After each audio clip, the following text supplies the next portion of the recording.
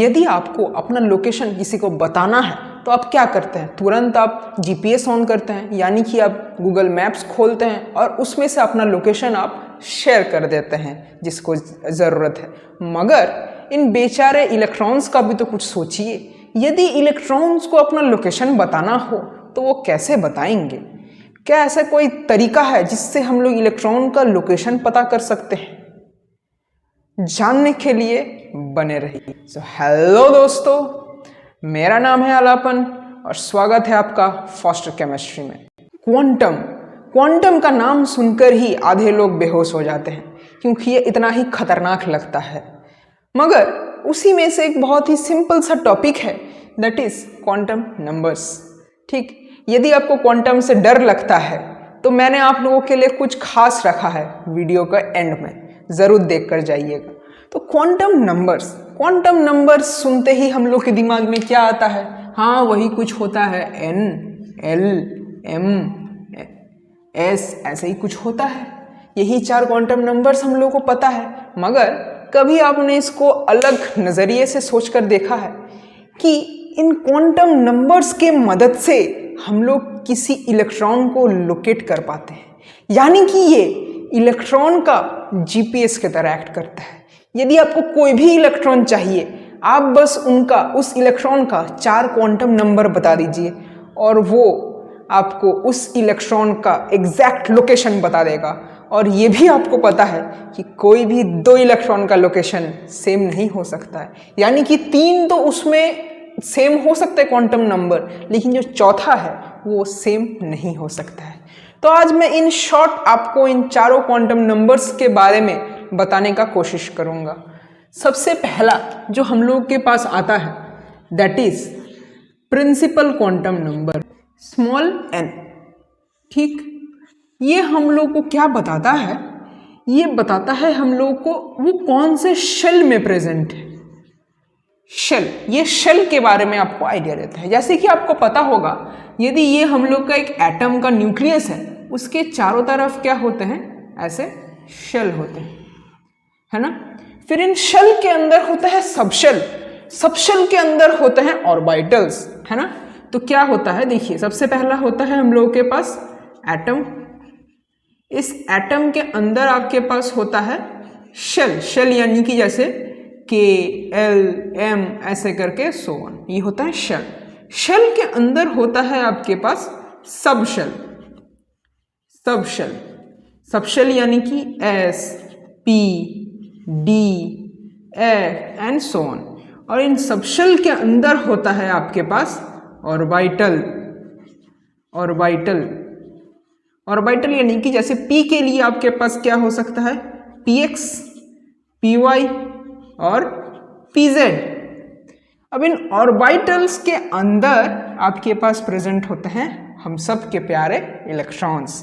फिर इन इलेक्ट्रॉन्स का 2 स्पिन हो सकता है, एक तो अप स्पिन, एक तो डाउन स्पिन, ये हो सकता है। तो ये था हम लोग का एक ब्रीफ आइडिया रिगार्डिंग स्ट्रक्चर। तो ये जो प्रिंसिपल क्वांटम नंबर n है, ये आपको शेल का नंबर बताता है, शेल का लोकेशन बताता है कि ये जो हम लोग का इलेक्ट्रॉन है वो कौन सा शेल में प्रेजेंट है।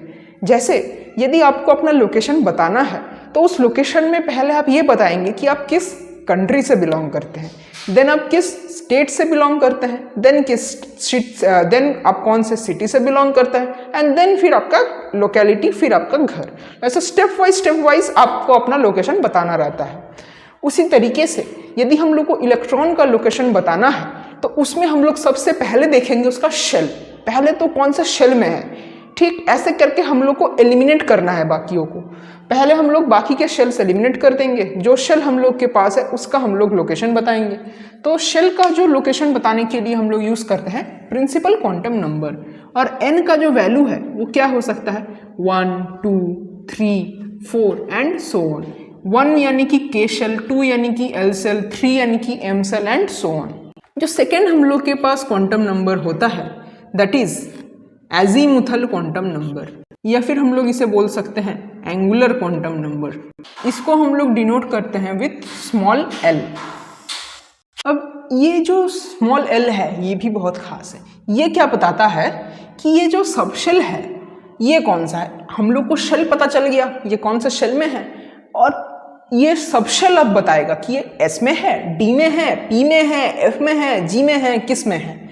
यानी कि ये हम लोग को इंफॉर्मेशन देता है रिगार्डिंग सब शेल। ये जो एल है, एल का वैल्यू आपके पास होगा 0 to n-1।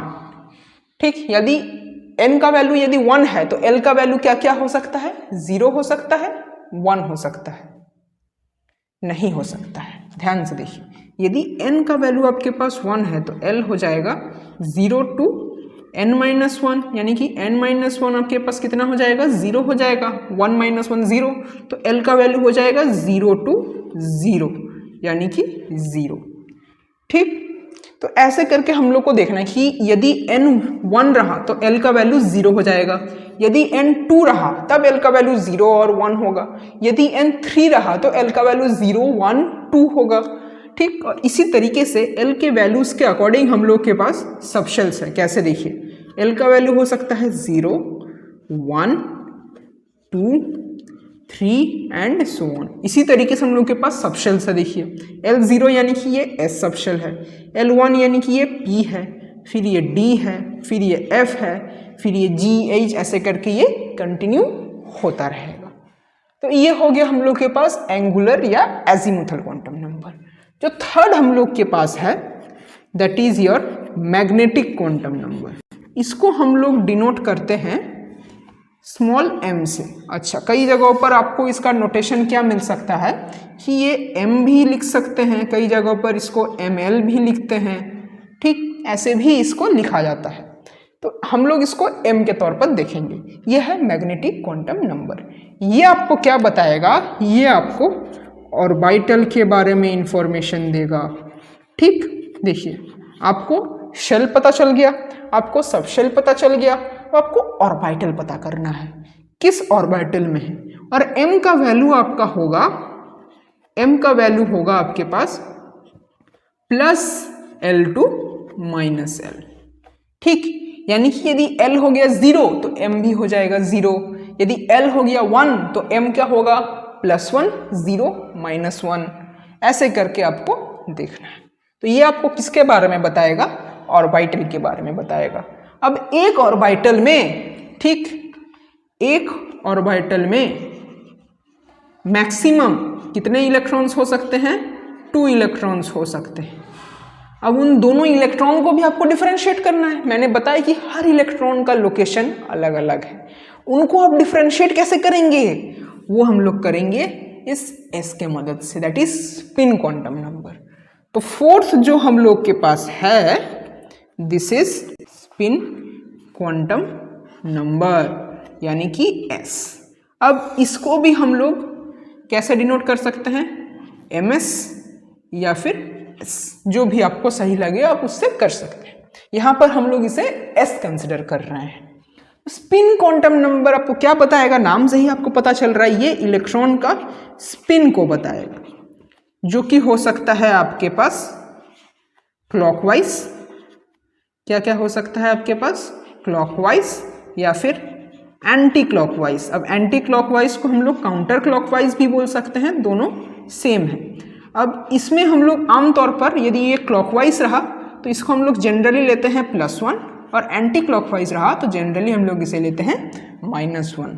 तो इसी तरीके से हम लोग ये चारों क्वांटम नंबर्स को ब्रीफ में समझे हैं, और इनका देखिए रोल कितना इम्पॉर्टेंट है। ये एक इलेक्ट्रॉन का लोकेशन बता सकता है। तो इसे समराइज करते हैं। सबसे पहले शेल का लोकेशन आपको बताएगा कौन, that is n, principal quantum number. Subshell का लोकेशन आपको बताएगा कौन, that is l, azimuthal quantum number.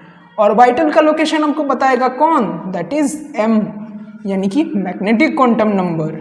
और फिर उसके बाद ये स्पिन का इंफॉर्मेशन आपको बताएगा कौन, that is s, that is spin quantum number. तो कोई भी दो इलेक्ट्रॉन का चारों के चारों क्वांटम नंबर्स कभी सेम नहीं। तो अब जैसा कि मैंने आपको बताया था इस वीडियो के स्टार्टिंग में कि जो क्वांटम से बहुत डरते हैं उनके लिए कुछ खास है, तो एक लाइन में आपको पेश करना चाहूंगा, that is quantum quantum quantum, I don't like, I avoid. but quantum likes me. I can't avoid. I hope आपको ये वीडियो इन्फॉर्मेटिव लगा हो, कुछ नया, कुछ एक अलग नज़रिए से आपने हर चीज़ को देखना सीखा हो। तो हम लोग फिर मिलते हैं अगली बार ऐसे ही कुछ इंटरेस्टिंग वीडियो के साथ। तब तक के लिए गुड बाय एंड जय हिंद।